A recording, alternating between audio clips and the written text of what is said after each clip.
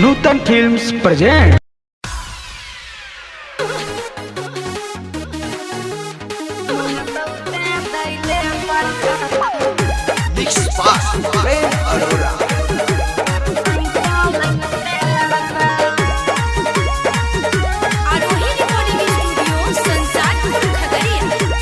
सुना छोरी कह छियो हम एगो बात गे जहिया त जइबे सैया के साथ गे।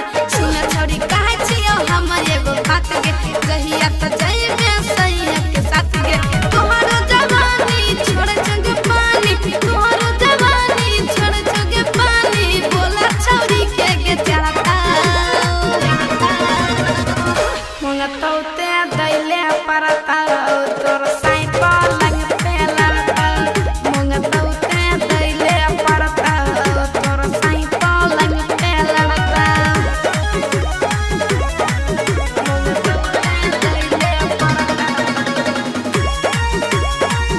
तोर साई पलंग पे लड़ता।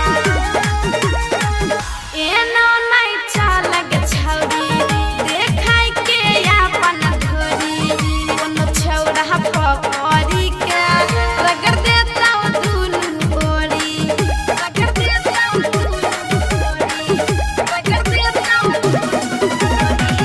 एनो नहीं चालग छौरी देखाय के अपन धोरी, कोनो छौरा पकड़ी के रगड़ देता दुनु ओरी। छोड़बा त छोड़बा बुढ़ाबो तोरा सयाई बोला परता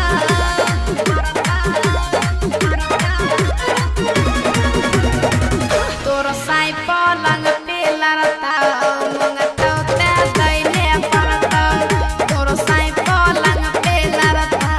मंगतौ ते दैले परता मंगतौ ते दैले परता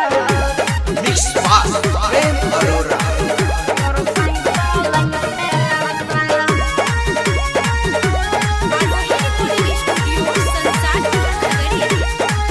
मजा खूबे लूटातौगे देह तोरा टूटातौगे, उठवा से ओठ सटा के हतरा तोरा चूसतौगे, हतरा तोरा चूसतौगे, हतरा तोरा चूसतौगे।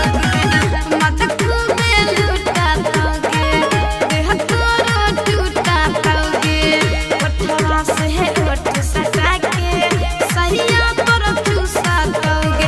कहा चोरा तना है गे रजन सके घर में आई जटता जटता जटता। तोरा साई पलंग पे लड़ता। मंगतौ ते दैले परता तोरा साई पलंग पे लड़ता। मंगतौ ते दैले परता। सुन छोरी कह छियो हम एगो बात गे जहिया त जइबे सैया के साथ गे। सुन छोरी कह छियो हम एगो बात गे जहिया त जइबे सैया के साथ गे। तोहरो जवानी छोड़ जग पानी, बोल छोरी के चढ़ता तोर साई पलंग पे